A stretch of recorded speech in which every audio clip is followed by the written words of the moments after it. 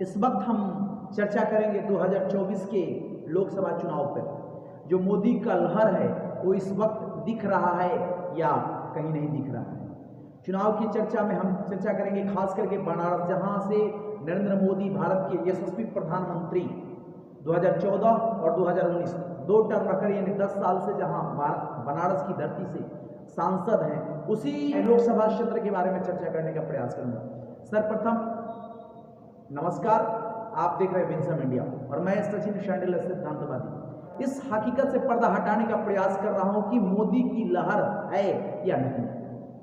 देखिए, एक तरफ खुद को हिंदू शक्ति के प्रतिनिधित्व करने वाले, हिंदुत्व की ताकत कहने वाले, अपने आप को गंगा पुत्र बताने वाले भारत के यशस्वी प्रधानमंत्री श्री नरेंद्र मोदी जी बनारस के लोकसभा चुनाव के मैदान में उतरे हुए हैं, तो वहीं दूसरी तरफ उनको चुनौती देने के लिए खुद को शिखंडी बताने वाले महामंडलेश्वर हिमांशी सखी जी आ रही है।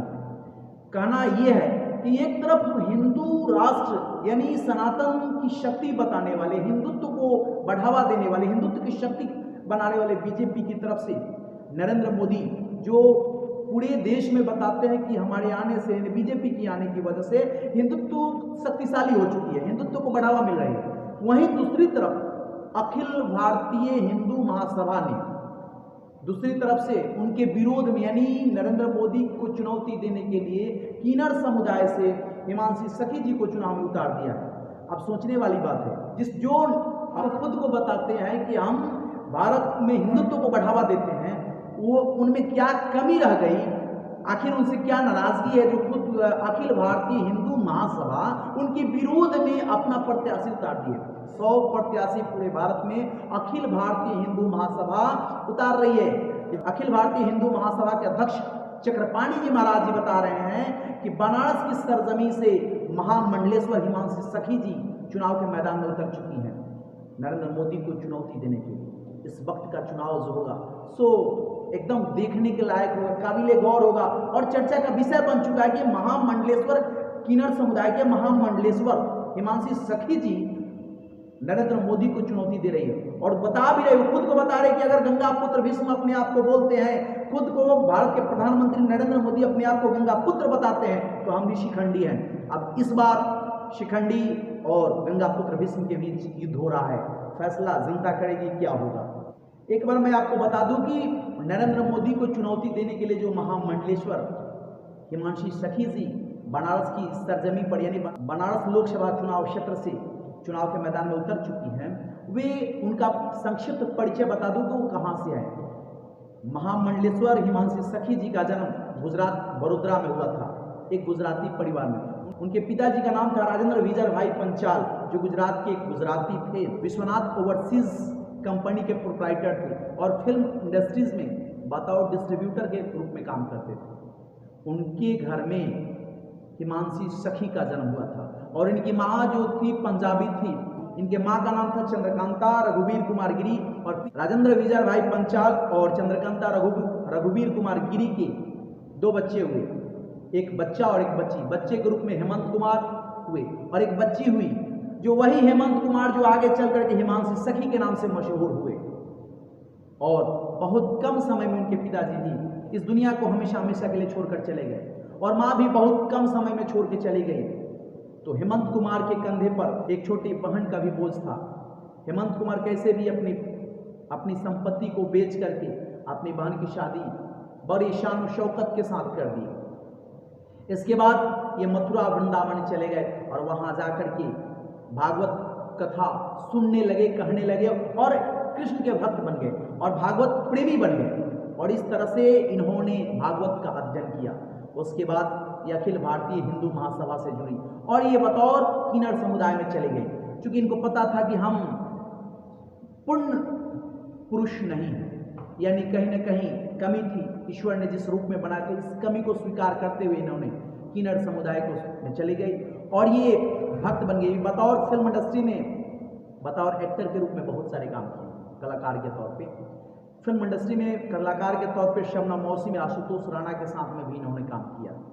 फिल्म इंडस्ट्री में जीने खाने के लिए इन्होंने फिल्मों में बहुत सारे रोल किए। इसके बावजूद इन्होंने धर्म के प्रति अपने रुझान को रखा और ये आगे चल करके कथा कहना शुरू कर दी और अखिल भारतीय हिंदू महासभा से जुड़ गई और आज पूरे हिंदुस्तान के लोग इन्हें महामंडलेश्वर हिमांशी सखी के नाम से जानते हैं। वही हेमंत कुमार जो आज हिमांशी सखी के नाम से मशहूर हो गए हैं और किन्नर समुदाय के महामंडलेश्वर हिमांशी सखी के नाम से लोग इन्हें जानते हैं। वही हिमांशी सखी आज नरेंद्र मोदी को चुनौती देने के लिए बनारस लोकसभा चुनाव के क्षेत्र से लड़ रही है और इनका वादा भी है। ये बता रही है कि जिस तरह से भारत के यशस्वी प्रधानमंत्री नरेंद्र मोदी जी ने नारा दिया था कि बेटी बचाओ बेटी पढ़ाओ, ये तो सही है, बेटी बचाओ बेटी पढ़ाओ, लेकिन किन्नर बचाओ किन्नर पढ़ाओ की बातें इन्होंने नहीं की थी। तो हम यानी हिमांशी सखी हम वादा करते हैं कि जब हमें यहाँ की जनता चुन करके लाएंगी तो खास करके किन्नर समुदाय को भी हम आगे बढ़ाने के लिए प्रयास करेंगे। लोकसभा और विधानसभा में किन्नरों के लिए विशेष छूट दिलाने का प्रयास करेंगे। किन्नर समुदाय के लिए आरक्षण की व्यवस्था कराएंगे। इस तरह से किन्नर समुदाय यानी हमारी समुदाय के लोगों को भी अब इज्जत मिलनी चाहिए, जगह मिलनी चाहिए, लोकसभा विधानसभा और नौकरियों में भी आरक्षण मिलनी चाहिए। तो खास करके हम किन्नर समुदाय को आगे बढ़ाने के लिए, किन्नर को शान शौकत और इज्जत की जिंदगी जीने, एक दूसरे से इज्जत दिलाने के लिए हम इस चुनाव के मैदान में उतरे हुए हैं और इस बार हम दिखा देंगे कि नरेंद्र मोदी जी जिस तरह से धोखेबाजी किया है किन्नर समुदाय के साथ, तो किन्नर समुदाय के लोग इनसे एक एक करके बदला लेंगे।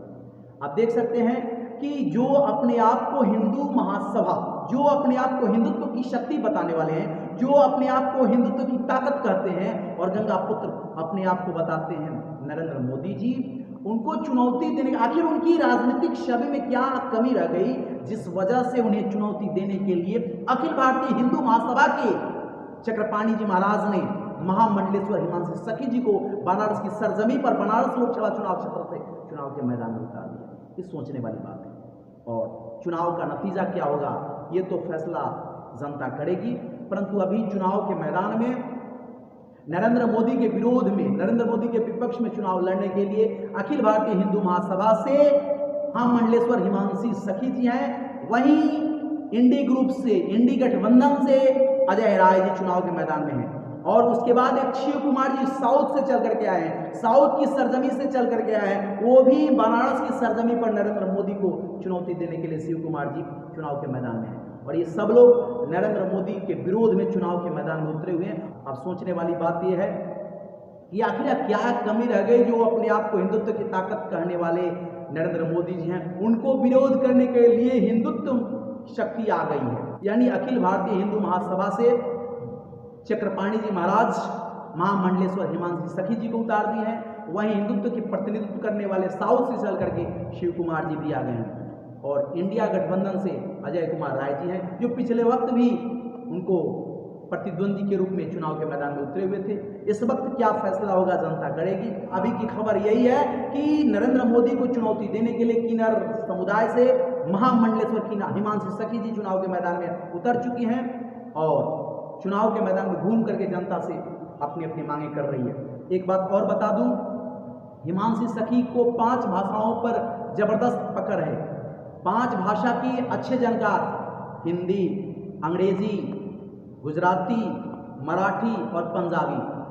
पंजाबी क्योंकि उनकी माँ पंजाबी थी तो पंजाबी सीख ली, गुजराती उनके पिताजी गुजराती थे इस वजह से गुजराती सीख लिए और इंग्लिश स्कूल में पढ़ाई हुई इस वजह से इंग्लिश भी सीख ली और महाराष्ट्र में रही इसलिए मराठी भी सीख ली और हिंदी हमारे देश का राष्ट्रभाषा, हिंदी हमारे देश की राष्ट्रभाषा है इस वजह से हिंदी, यानी हिंदी, अंग्रेजी, गुजराती, पंजाबी और मराठी 5 भाषाओं पर पकड़ रखने वाली हिमांशी सखी बनारस लोकसभा चुनाव क्षेत्र से नरेंद्र मोदी, भारत के यशस्वी प्रधानमंत्री नरेंद्र मोदी के विरोध में चुनाव के मैदान में उतर चुकी है और उनको चुनौती दे रही है। इस वक्त 2024 के लोकसभा चुनाव में नरेंद्र मोदी को हराने के लिए हिमांशी सखी अपना दावा कर रही है। आगे फैसला जो भी होगा जनता करेगी, जनता के हाथ में है।